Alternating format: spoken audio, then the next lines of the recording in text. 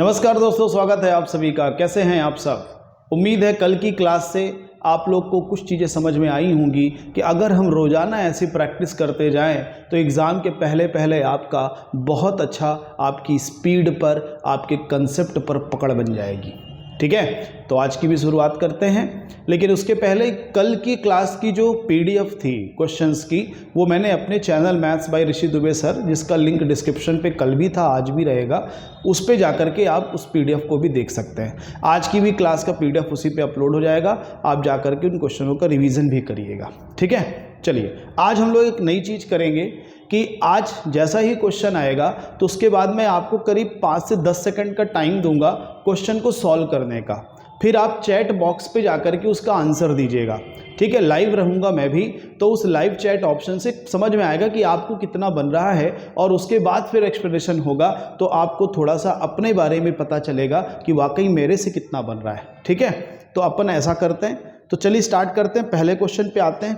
पहला क्वेश्चन है हमारा, तो एक बार आप लोग पहले खुद से प्रयास कर लें, इसका ट्राई कर लें अपने से।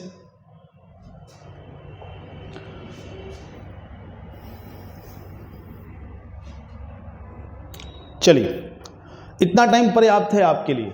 क्वेश्चन क्या कह रहा है कि कोई दुकानदार 1 रुपए में 4 टॉफियां बेचकर यदि 75% लाभ अर्जित करता है तो बताइए कि उसने 1 रुपए में कितनी टॉफियां खरीदी थी।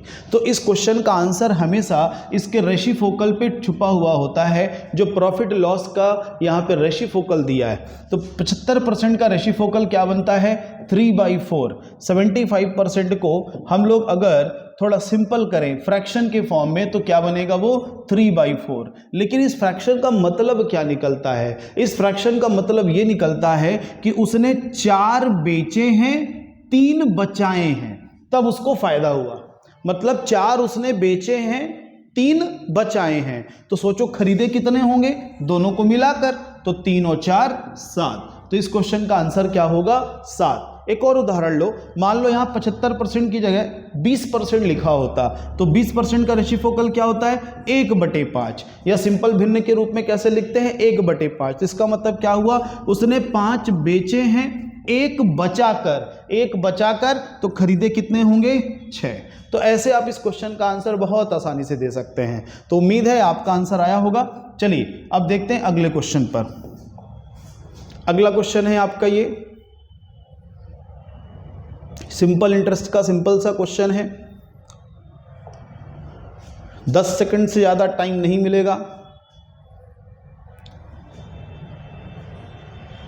चलिए क्वेश्चन क्या कह रहा है कि यदि कोई धन 8 वर्षों में साधारण ब्याज की दर से 3 गुना हो जाता है, अगर वो 3 गुना हो जाता है 8 वर्षों में, तो बताइए सेम रेट ऑफ इंटरेस्ट से कितने समय में वो 7 गुना हो जाएगा। इस तरह का क्वेश्चन का करने का आसान सा तरीका होता है n1 - 1 upon n2 - 1 equal t1 upon t2। जिनको ये तरीका नहीं पता प्लीज इसको लिख लीजिएगा, n1 - 1 upon n2 - 1 equal t1 upon t2, where n1 n2 क्या है, गुना, कितना गुना बताया गया है, कितना गुना हमें करना है। T1 पहला वाला गुना कितने समय में हुआ और दूसरा वाला गुना कितने समय में हमें करना है। जैसे यहाँ पे कितना गुना दिया था, पहले 3, बनाना कितने गुना है, 7, पहले का समय कितना है, 8, अब का हमें निकालना है। तो ये कितना हो जाएगा, 2, और ये कितना हो जाएगा, 6, तो 2 तिहाई 6, 8 गुणे 3 कितना हो जाएगा, 24 वर्ष। इसका पहला ही ऑप्शन होगा 24 वर्ष। उम्मीद है आपसे ये क्वेश्चन बन गया होगा। चलिए अगले क्वेश्चन पर आते हैं, और इन सभी क्वेश्चनों को दोबारा भी लगाइएगा, खासतौर से जिनको थोड़ी बहुत प्रॉब्लम या समस्या आ रही है। चलिए एक और अच्छा क्वेश्चन है ये, इसको लगाइए।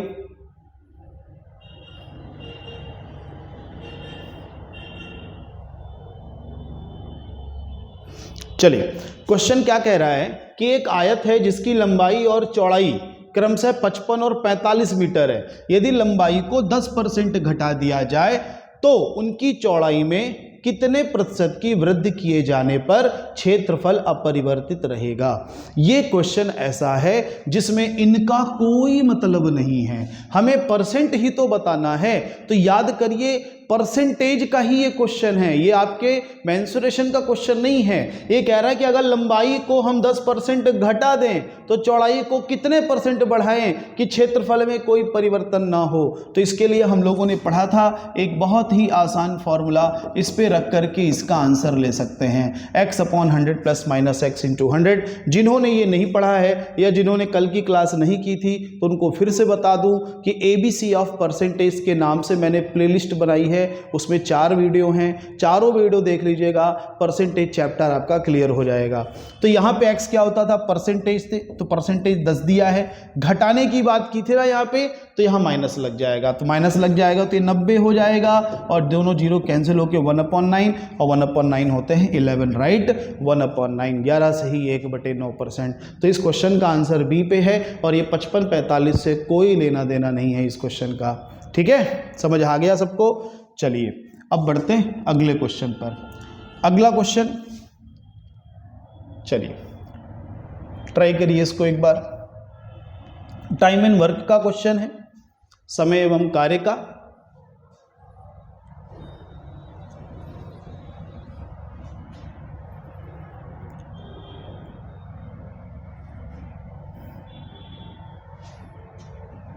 आ गया। चलिए क्वेश्चन क्या कह रहा है कि प्रवीण किसी काम को 10 दिन में करता है। तो एक व्यक्ति है प्रवीण जिसको 10 दिन लग रहे हैं, धीरज को लग रहे हैं 11 दिन। तो क्वेश्चन कह रहा है कि दोनों ने मिलकर काम शुरू किया परंतु धीरज काम समाप्त होने के 3 दिन पहले काम छोड़कर चला जाता है। माने दोनों ने इकट्ठा काम तो किया मगर 3 दिन पहले एक व्यक्ति चला गया। तो पहले हमें काम तो पता हो कि वर्क क्या है, तो जल्दी से इनका लघुत्तम ले लेते हैं। लघुत्तम क्या, सीधे गुणा ही कर देते हैं। 110 क्या हो गया, काम। तो प्रवीण की कार्य क्षमता क्या निकल के आई, 11, क्योंकि वो 10 दिन में अगर 110 काम करता है तो एक दिन में कितना करेगा, 11। उसी तरीके से ये 11 दिन में 110 करता है तो एक दिन में कितना करेगा, 10। ये इनकी कार्य क्षमता हो गई। अब दिन कितना है हमें नहीं पता, तो मैंने डी मान लिया। कितना मान लिया, डी। तो डी दिनों तक। एक बात बताओ, गया कौन है, गया धीरज है ना, प्रवीण तो नहीं गया ना। प्रवीण पूरे दिन काम किया तो प्रवीण की कार्य क्षमता क्या है, 11। तो 11 कार्य क्षमता से वो पूरे डी दिनों तक काम किया।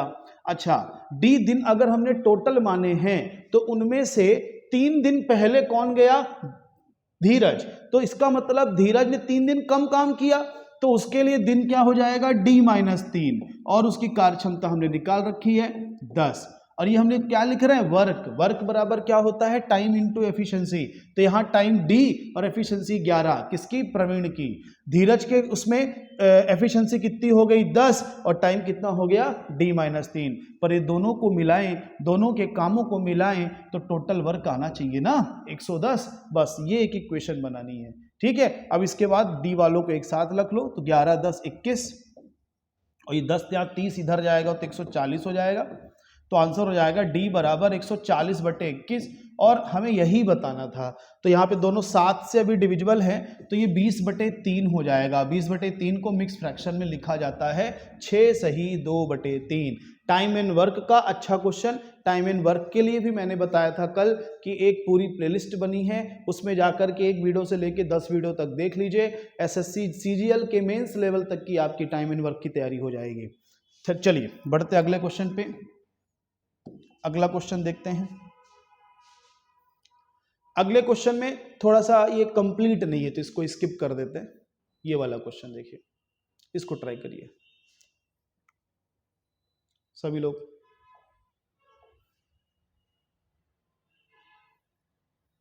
आसान क्वेश्चन है, बहुत ही आसान, रेशियो का।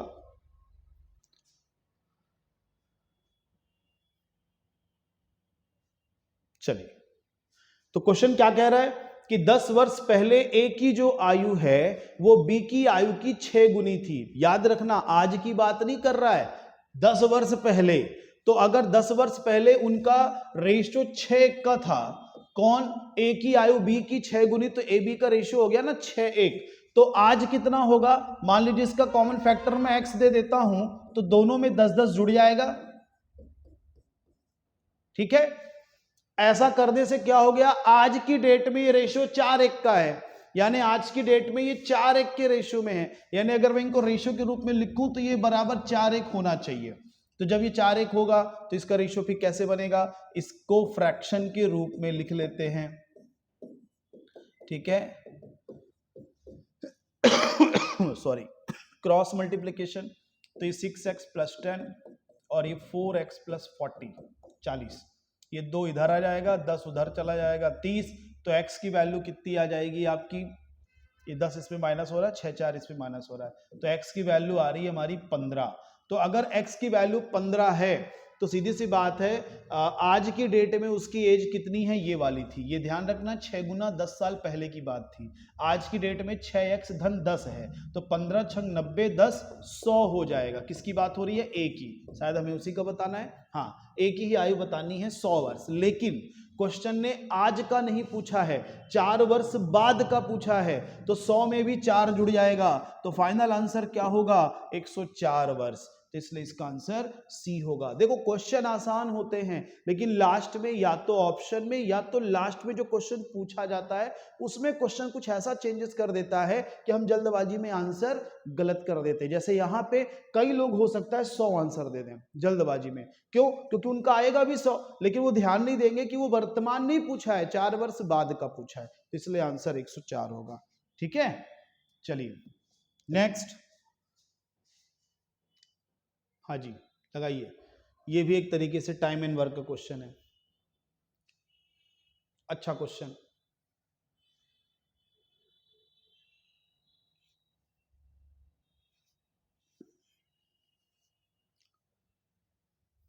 चलिए, इतने में आ जाना चाहिए इस क्वेश्चन का आंसर। देखो क्वेश्चन कह रहा है कि 60 भैंसों को एक चारागाह में 40 दिनों तक चराने के लिए 180 रुपए किराया। देखो 180 रुपए किराया देना मतलब एक तरीके से ये वेजेस है, और वेजेस और वर्क एक ही तरह होते हैं, ठीक है, दोनों एक ही तरह ट्रीट होंगे। तो आप लोगों ने जो टाइम एंड वर्क में एक चीज पढ़ी है, M1D1 H1 upon W1, M2D2 H2 upon W2, बस। तो यहां पे W वेजेस पे आ जाएगा वर्क की जगह। तो यहां पे पहले कितने भैंसे थी, 60, कितने दिनों, 40, कितना किराया था, 180। अब कितनी भैंसे हैं, कितनी भैंस, यही तो पता करना है सर। तो M पता करना है, कितने दिनों तक, 20 दिनों तक। अब किराया कितना देना है हमें, 135। अब इसको हल कर दीजिए बस। तो ये 20 से डबल होके 40 हो जाएगा, 60 का ये 3 हो जाएगा, 3 से इसको डिवाइड कर देंगे तो 45 हो जाएगा, 45 और 2 का गुणा हो जाएगा, तो M का वैल्यू आ गया 90 डेज। यानी 90 दिन, 90 भैंसों को आप 20 दिनों तक चराओगे तो 135 रुपए का किराया लगेगा। ठीक है, तो ये क्वेश्चन हो गया। और ये सब टाइम एंड वर्क की प्लेलिस्ट में एक एक करके मैंने पढ़ाया है अलग अलग, तो जिनको नहीं पता बेसिक से उसमें पढ़ सकते हैं। चलिए अगला क्वेश्चन बताइए जल्दी से।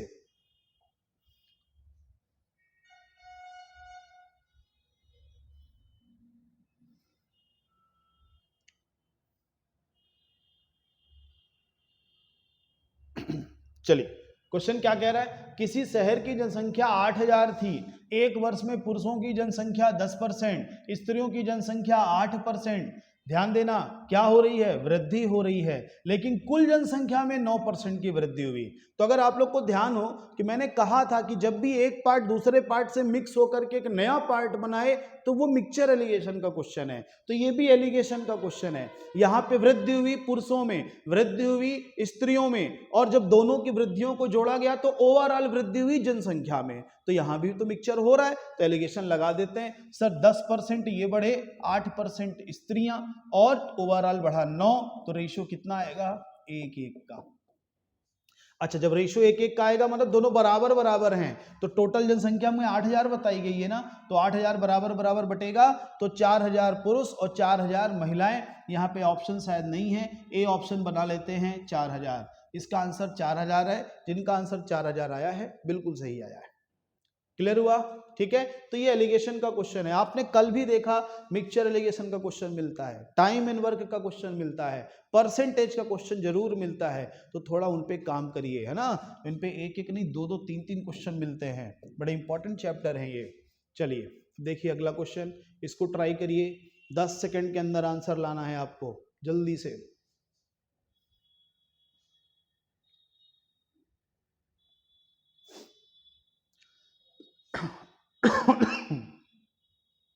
चलिए उम्मीद करता हूं आ गया होगा। क्या कह रहा है, किसी टीम के 12 खिलाड़ियों की औसत आयु 25 वर्ष है। यदि कप्तान की भी आयु सम्मिलित कर ली जाए तो औसत आयु 1 वर्ष बढ़ जाती है। एक बात बताइए, किसी के आने से एवरेज बढ़ रहा है, इसका मतलब उसकी आयु एवरेज से ज्यादा है। तो पहली बात तो हमें यह पता चला कि सर किसी के आने से एवरेज बढ़ रहा है, यानी वो एवरेज से ज्यादा है। कितना ज्यादा है भाई, कितना बांटा उसने 1 वर्ष बांटा हर किसी को।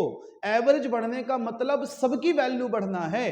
तो 1 वर्ष बढ़ा, एक एक एक एक कितने लोगों की, 12 खिलाड़ी जो पहले से थे, एक वो आ गया, तो टोटल कितने लोग हो गए, 13। यानी वो पुराने औसत से 13 ज्यादा है। तो आंसर हो गया 38। तो इस क्वेश्चन का आंसर होगा बी, 38 वर्ष। एवरेज का इस कंसेप्ट पे क्वेश्चन बहुत बढ़िया बढ़िया बनते हैं और एक लाइन में सॉल्व हो जाता है। तो ये हुआ आपका ये क्वेश्चन। चलिए अगला क्वेश्चन ट्राई करिए जल्दी से। थोड़ा सा मेंसुरेशन का क्वेश्चन है 2D का। कल भी ऐसा क्वेश्चन आप लोगों ने लगाया है। फटाक से आंसर बताइए, लास्ट में गलती मत करना।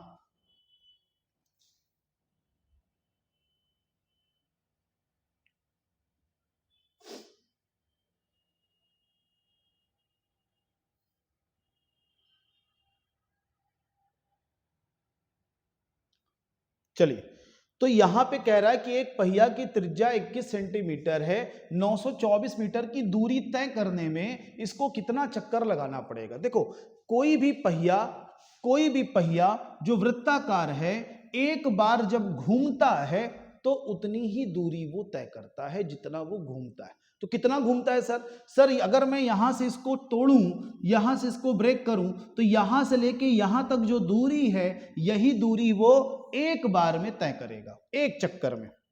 तो सर यही दूरी तो परिधि कहलाती है। यानी यहां पे हम कह सकते हैं कि जो वृत्त है, जो वृत्त का परिधि होगा, एक चक्कर में उतनी ही दूरी तय की जाएगी। तो वृत्त की परिधि कितनी होती है, 2πr। और हम लोगों को पाई की वैल्यू रखनी है, साथ ही साथ आर पता है, आर कितना है, 21 सेंटीमीटर। सर ये तो हुआ एक चक्कर का, ऐसे हमें कितने चक्कर लगाने हैं, क्वेश्चन शायद हमसे यही पूछ रहा है कि कितने चक्कर लगाने पड़ेंगे। तो हमने कहा सर n चक्कर लगाने पड़ेंगे। n चक्कर लगाएंगे तो गुणे कर देंगे परिधि से, तो क्या आ जाएगी, कुल दूरी आ जाएगी। ध्यान दीजिए कुल दूरी मीटर में है, ये गलती नहीं करिएगा। कुल दूरी आपकी मीटर में है, त्रिज्या सेंटीमीटर में है, तो यहां गलती नहीं होनी चाहिए। तो या तो हम मीटर को सेंटीमीटर बदल लें या सेंटीमीटर को मीटर, दोनों एक ही चीज है। यहां पे अपन 100 का गुणा कर लेते हैं। क्यों करना पड़ रहा है, क्योंकि 1 मीटर बराबर 100 सेंटीमीटर। अब इसको थोड़ा सा कैलकुलेट कर लीजिए आप। तो 7 से ये 3 हो जाएगा, ठीक है। और ये 44 का 3 गुना कितना होता है, 132। और ये 132 से बिल्कुल 7 गुना ये डिविजिबल है। आप चाहो तो अलग अलग डिवाइड कर लो, जैसे 22 से डिवाइड कर लीजिए, तो 22 का 4 गुना कितना होता है, 88। 88 से 4 गया तो कितना बचा, 44 को 42 का 2 गुना कितना होगा, 44। 2 से इसको 2 तिहाई 6 से डिवाइड करिए तो 7 आएगा ना, ठीक। तो यहाँ पे कितने चक्कर लगाने होंगे, 700।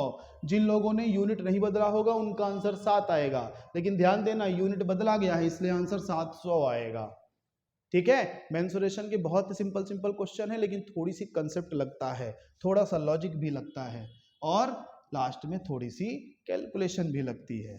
तो इन सबको मिला दीजिए, मैथ तैयार। हाँ जी, ये क्वेश्चन, इस क्वेश्चन में थोड़ा एक सुधार कर दूं। किसी संख्या के 9% और दूसरी संख्या के 4%, ठीक है, ऐसा है। किसी संख्या के 9% और दूसरी संख्या के 4% का योग पहली संख्या के 6% तथा दूसरी संख्या के 8% के योग के बराबर है, तो पहली संख्या का दूसरी संख्या से अनुपात क्या होगा, ये पता करना है।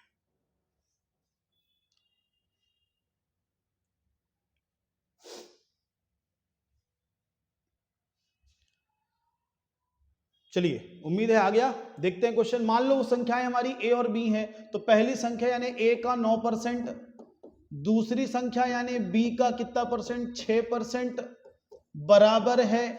फिर से ध्यान देना, पहली संख्या के 6% के यानी ए के 6% के प्लस दूसरी संख्या हमने बी मानी है उसके 8% के, तो बस कुछ नहीं करना, ए को एक तरफ बी को एक तरफ, तो ए का 6% इधर आके 9% से घटेगा तो 3% बचेगा, और ये दूसरी संख्या बी का 6% उधर जाके घटेगा तो कितना बचेगा, बी का 2% बचेगा। ध्यान से 100 से 100 कैंसिल हो गया, ए बटे बी कितना आ रहा है 2/3। ऐसे क्वेश्चनों में जनरली जिनका अनुपात 2-3 आंसर है उनमें 3-2 ऑप्शन में जरूर होता है, तो ये गलती मत करिएगा। तो फिलहाल हमारा आंसर क्या होगा, 2:3। पहली संख्या का दूसरी संख्या से क्या अनुपात होगा, ठीक है। तो लास्ट में देख के जल्दी से 3-2 मत कर देना, ये ए होगा बी होगा तो 2 के नीचे 3 जाएगा, 2/3 तो 2:3। चलिए तो ये क्वेश्चन हो गया। अब देखते हैं अगला क्वेश्चन। अगला क्वेश्चन क्या कहता है, हाँ जी ये बढ़िया क्वेश्चन है, लगाइए इसको। इसके लिए मैं आपको 30 सेकंड का टाइम देता हूं।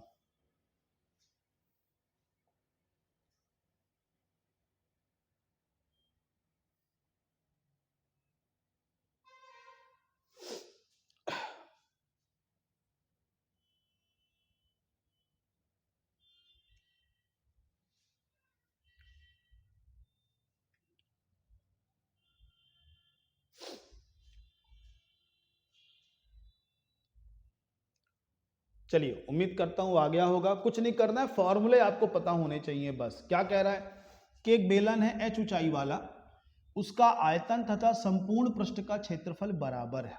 इनका कहने का मतलब आयतन, किसी भी बेलन का आयतन क्या होता है, πr²h, और संपूर्ण पृष्ठ क्या होता है 2πr × r+h। ये सूत्र अगर पता है तो आप ये क्वेश्चन कर ले लेंगे।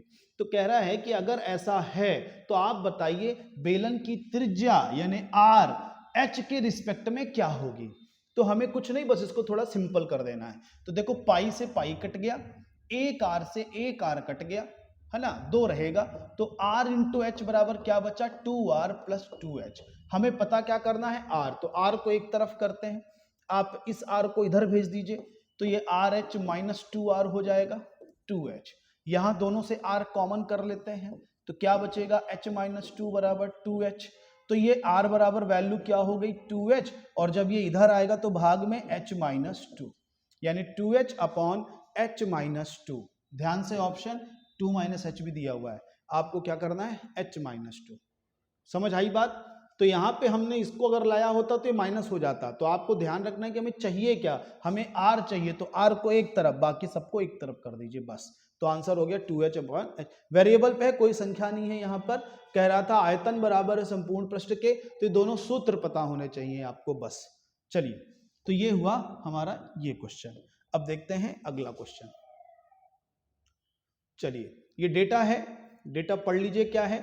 2 क्वेश्चन है इस पे। क्वेश्चन कह रहा है कि ये जो पाई चार्ट है, अच्छा ध्यान देना, ये जो पाई चार्ट की वैल्यू है वो डिग्री में है, ये सब डिग्री में है, ये सब डिग्री में है, ठीक है, ये सब डिग्री है। तो ये क्या कह रहा है कि जो पाई चार्ट है, एक परिवार द्वारा वर्ष 1998 में विभिन्न मदों पर यानी अलग अलग चीजों पर जो खर्च को है दर्शाया गया है। आरेख का अध्ययन करके निम्नलिखित प्रश्न जो हैं आगे मिलेंगे हमें, वो सॉल्व करना है। डेटा भी आप याद मत रखिए, बस देख लीजिए क्या है, क्योंकि अगला फिर से मैंने बनाया है इसको। हाँ ये देखिए, ये क्वेश्चन में फिर से डेटा बना हुआ है, आपको इस क्वेश्चन का आंसर देना है। और ये सब डिग्री में है, ध्यान दीजिएगा, ये सब डिग्री में है।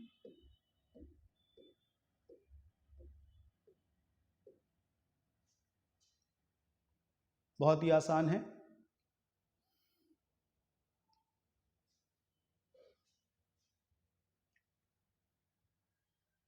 चलिए आ जाना चाहिए अब तक में।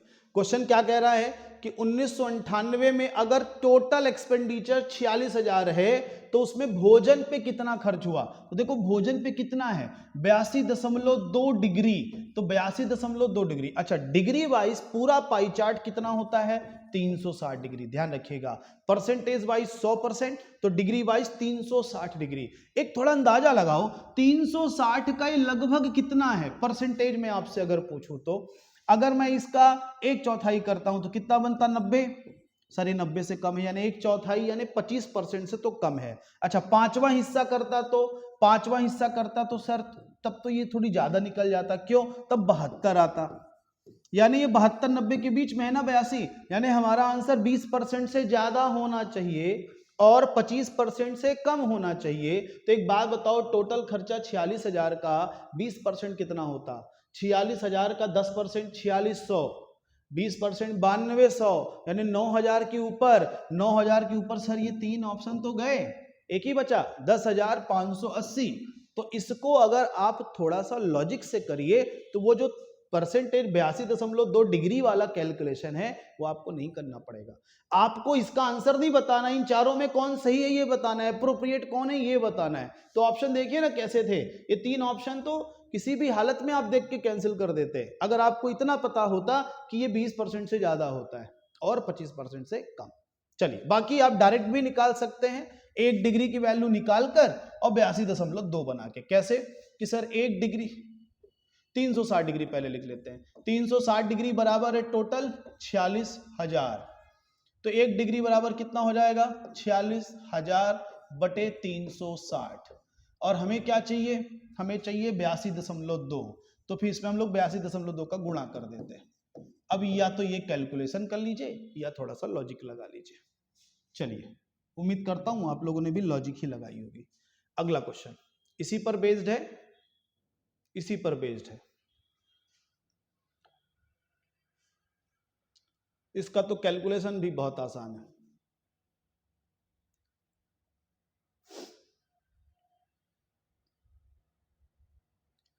चलिए, क्वेश्चन कह रहा है कि कुल खर्च फिर से 46,000 दिया हुआ है, तो 2 वस्त्रों और आवास इन दोनों को मिलाकर कुल कितना खर्च हुआ?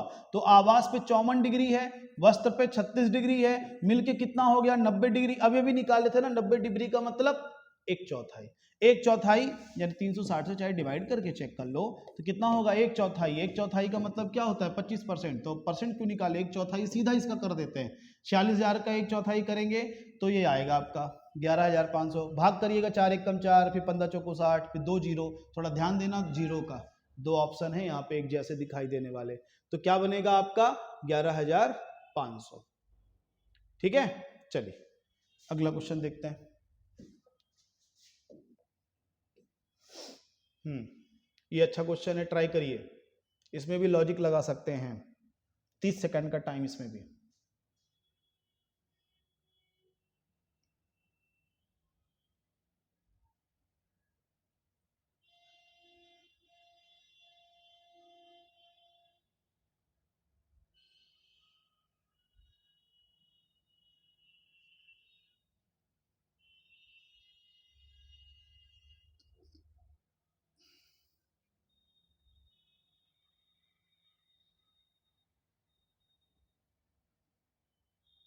चलिए, क्वेश्चन क्या कह रहा है? लघुत्तम महत्तम की बात हो रही है कि दो संख्याओं का जो लघुत्तम है वो महत्तम का 20 गुना है और लघुत्तम महत्तम जोड़ने पे आता है 2520। तो यदि उनमें से एक संख्या 480 है तो दूसरी पता करिए। देखो, मान लो महत्तम समावर्तक x है, HCF कितना? x हमने माना, तो लघुत्तम कितना हो गया उसका? 20 गुना 20x। अब इन दोनों का एडिशन हमको दिया है 2520, तो इन दोनों को जोड़ेंगे तो कितना आएगा? 21x। तो ये हो गया 2520।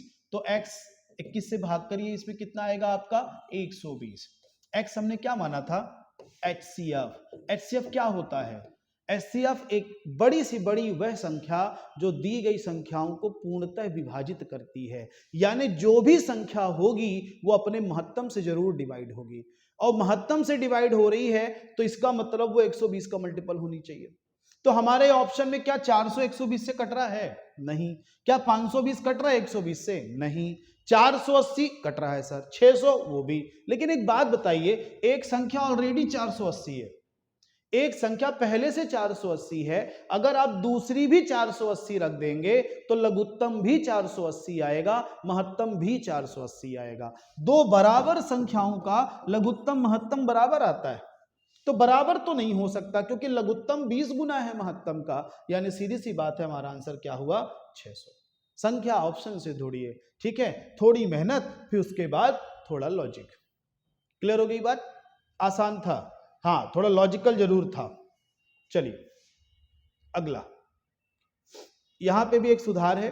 यहां पे 4 के बाद स्टार, जो स्टार पूछा गया है वो स्टार यहां लगा हुआ है। जल्दी से इसको तो आप 3 सेकंड में लगाइए, 1 2 3 आंसर आ जाना चाहिए। ठीक है, इकाई अंक पूछा जा रहा है, इतने गुणा करके कह रहा है इकाई के स्थान पर अगर 7 आ रहा है तो स्टार की जगह क्या है। हम सबको पता है कि कितनी भी बड़ी संख्या हो, कितनी भी छोटी संख्या हो, इकाई अंक से ही आता है। इकाई अंक का गुणा करना है हमको, बस हो गया। तो सर 9 9 सत्ते 63 का 3 3 त्रिकाएं 9। अब 9 में किसका गुणा करूं कि यहां पे 7 आ जाए। सर 5 का करूं 45 आएगा, 7 का करूं 3 आएगा, 9 का करूं 1 आएगा, 3 का करूं तो 7 आएगा, यानी इसका ऑप्शन बी होगा 3। इकाई अंक का बहुत ही बेसिक सा क्वेश्चन पूछा गया है आपसे। चलिए अगला क्वेश्चन देखते हैं। हाँ जी, इसको लगाइए अच्छे से।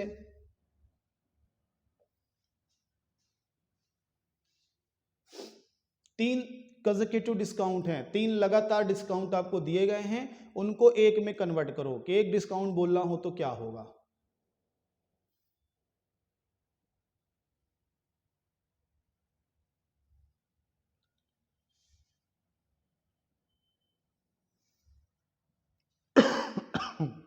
चलिए अब तक में आ जाना चाहिए।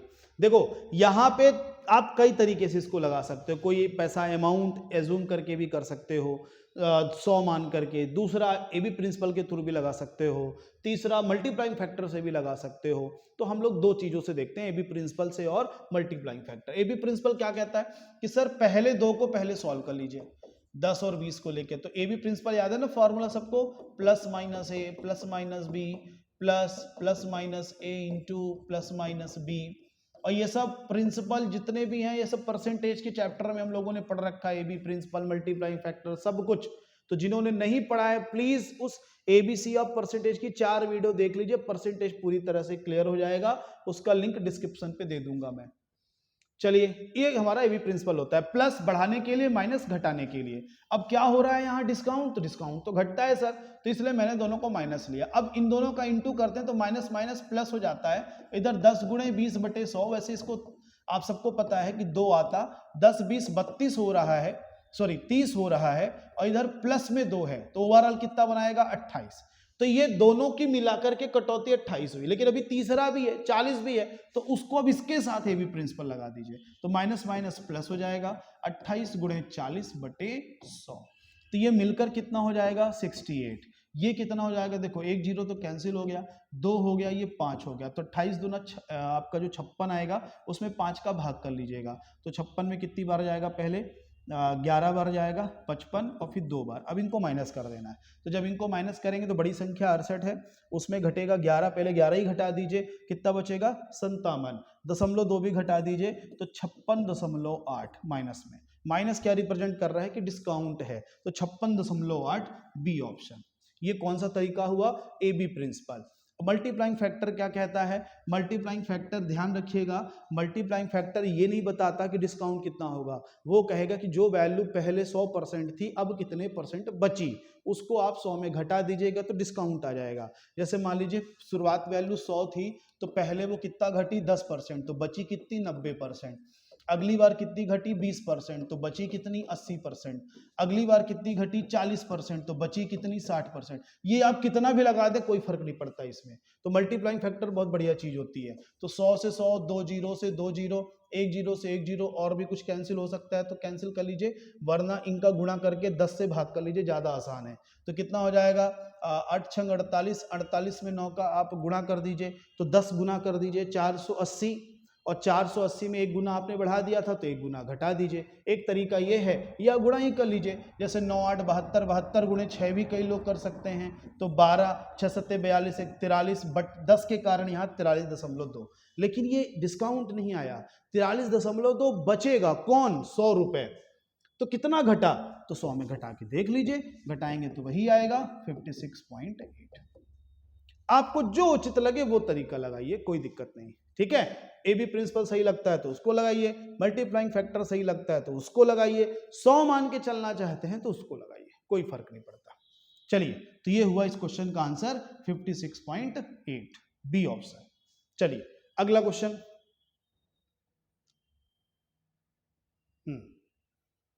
लगाइए, प्रॉफिट लॉस का क्वेश्चन है।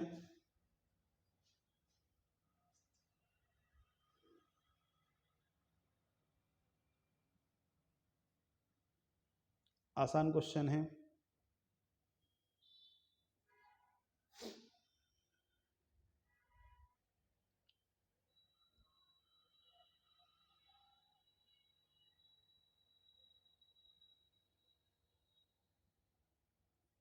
चलिए, क्वेश्चन क्या कह रहा है कि किसी वस्तु को 1920 रुपए पे जब हम बेचते हैं तो कुछ लाभ मिलता है, उस लाभ का जो प्रतिशत है उसी वस्तु को जब हम 1280 में बेचते हैं तो कुछ हानि होती है, उस हानि के प्रतिशत के बराबर। एक बात बताओ, प्रॉफिट परसेंट लॉस परसेंट दोनों बराबर हैं और दोनों ही किस पे लगते हैं, सीपी पे। तो इसका मतलब सीधी सी बात है, प्रॉफिट लॉस बराबर है, यानी कितने रुपए का लाभ हुआ कितने रुपए की हानि हुई वो दोनों चीजें यहां बराबर है। यानी जो हमारी सीपी होगी इन दोनों के बीच की नंबर है। तो बीच की नंबर कैसे निकाल, जैसे मैं आपसे पूछूं 4 और 6 के बीच में कौन सी नंबर आएगी, तो आप तो वैसे बता दोगे 5, लेकिन तरीका क्या है, दोनों को जोड़ के आधा कर दीजिए। तो दोनों को जोड़ोगे 6 4 10, आधा करोगे कितना आएगा 5। तो अगर हमें पता करना है कि इन दोनों के बीच की नंबर कौन है तो जोड़िए और आधा कर दीजिए। तो इनको जोड़िए, कितना होगा 1920, पहले 80 जोड़ दो तो 2000, फिर 1200 जोड़ दो 3200, और 3200 का आधा कर दीजिए तो कितना हुआ 1600। सर ये सीपी है, ध्यान देना ये आंसर नहीं है, ये सीपी है। समझ आई बात आप सबको। यहां पे दिया प्रतिशत बराबर है, पर क्योंकि दोनों लगते सीपी पे हैं और प्रतिशत भी बराबर है तो सीधी सी बात है उनकी वैल्यू भी बराबर होगी। लाभ हानि अगर बराबर है तो सीपी इनके बीच में कहीं पर होगा। ठीक है, चलिए अब हमें क्या बताना है, हमें तो सेलिंग प्राइस बतानी है, कितने परसेंट लाभ पर, 25% लाभ पर। तो 1600 का 25% लाभ, 25% एक चौथाई यानी 400, 1600 का टोटल कितना बनेगा 2000, पहला ऑप्शन 2000। ठीक है, प्रॉफिट लॉस का बढ़िया क्वेश्चन है ये भी। ठीक, क्वेश्चन आसान दिखते हैं, आसान होते भी हैं। जल्दबाजी, कैलकुलेशन में एरर, थोड़ी बहुत कंसेप्ट में एरर आपको वो गलत करा देती है। चलिए इस क्वेश्चन को देखिए, लगाइए, सिंप्लीफिकेशन का बहुत ही सिंपल क्वेश्चन है।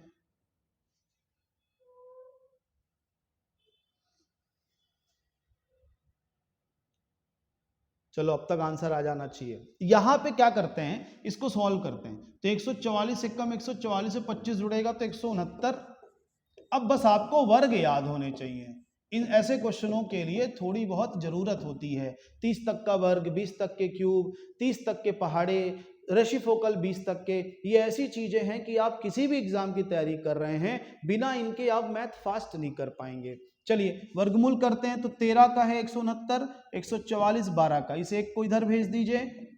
अब इसको हल करिए तो ये क्या बचा, 1, 12 एकम 12, 13 से घटेगा तो 1/12 और इधर x/12, 12 से 12 कैंसिल तो x बराबर 1। x का ही मान बताना था अपने को, तो x बराबर कितना आएगा 1। आसान क्वेश्चन है, बस थोड़ी वर्ग आपको याद हो। चलिए नेक्स्ट, ये आज हम लोग का आखिरी क्वेश्चन, इसलिए आराम से लगाइए, आराम से मतलब 30 सेकंड में, जल्दबाजी में गलती बस मत करिएगा।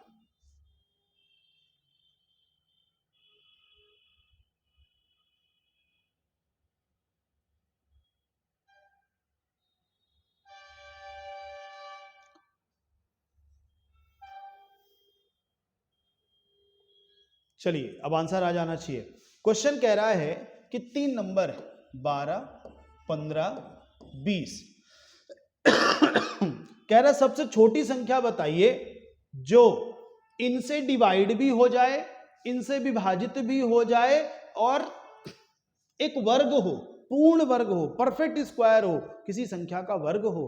तो पहली बात तो इसको 2 टुकड़ों में तोड़िए, इनसे विभाजित हो जाए, यानी इन तीनों से कटने वाली संख्या कौन होगी, लघुत्तम, क्योंकि छोटी भी बोला है ना, तो सबसे छोटी संख्या तो लघुत्तम होगी। तो 12, 15, 20 का लघुत्तम कितना होगा 60। लघुत्तम निकालना सबको आता होगा, कॉमन करके डिवाइड करते हैं, उस तरीके से हम इनको बनाते हैं। लेकिन हमें 60 आंसर नहीं देना है, 60 ऐसी संख्या लानी जो वर्ग भी हो। तो अब अगली संख्या क्या होगी, 60 के पहाड़े में 120, फिर अगली 180, ऐसे अपन बढ़ते जाएंगे, कोई ना कोई मिल जाएगा। ऐसे हिट एंड ट्रायल करेंगे, ये ऑप्शन से भी आप देख सकते हैं, उससे भी आंसर दे सकते हैं। लेकिन मेरा एक तरीका है, आप इसको समझिए, 60 को तोड़ दीजिए, किसमें, फैक्टराइजेशन के फॉर्म में, प्राइम फैक्टराइजेशन के फॉर्म में। तो 60 क्या बनता है, 12 पंचे 60, 12 किससे बनता है 4, 4 बनता है 2 का वर्ग, 4 3 12, 12 पंचे 60। ये संख्या कहला गई। इससे कुछ सीखने को भी आपको मिलेगा। ये हमारा लघुत्तम है, यानी इनसे इस संख्या को ये तीनों डिवाइड कर देंगे तो डिवीजन करने का टेंशन खत्म। अब क्या बचा? वर्ग बनने का। एक बात बताओ, कोई संख्या वर्ग कब होगी? कोई संख्या वर्ग तब होती है जब उसकी पावर एक इवन नंबर हो। कोई भी नंबर आप लीजिए, अगर वो वर्ग है तो जब आप उसका गुणनखंड कर देंगे तो उसके पावर में क्या आएगा? एक इवन नंबर आएगा। जैसे 27, आप सबको पता है कि 27 एक वर्ग नहीं है, एक घन है। तो 27 का जब आप टुकड़ा करते हैं फैक्टराइजेशन के फॉर्म में तो देखिए पावर में ऑड नंबर आती है, इवन नहीं आती। 16 आपको पता है ना, तो जब आप 16 को तोड़ते हैं तो 4 का वर्ग लिखोगे तब भी इवन है, और अगर 2 के रूप में लिखोगे तब भी इवन है। तो इस बात का ध्यान रखना है कि वर्ग किसी को भी बनाना है तो पावर में इवन नंबर चाहिए। यहां पे देखो 2 के साथ कोई दिक्कत नहीं है, उसके पास है इवन नंबर। इनके साथ नहीं है, इनके पास 1 1 है, इनको 2 2 बनाना पड़ेगा। तो 2 2 कैसे बनाएं? 1 3 यहां बढ़ा दीजिए, 1 5 यहां बढ़ा दीजिए। 3 और 5 बढ़ेंगे कैसे? उन्हीं 3 और 5 से गुणा कर दीजिए। तो ये 3 इसको बढ़ा के 2 कर देगा, ये 5 भी इसको बढ़ा के 2। तो कितने से गुणा करना पड़ेगा? 15 से। तो हमारा जो आंसर होगा 15 गुणे 60 होगा।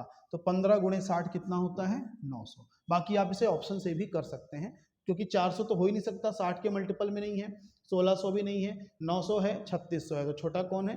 900। ऐसे भी आंसर दे सकते थे, लेकिन मुझे ये चीज आपको सिखानी थी कि कोई भी संख्या वर्ग है तो उसके फैक्टराइजेशन करने के बाद पावर एक इवन नंबर होनी चाहिए।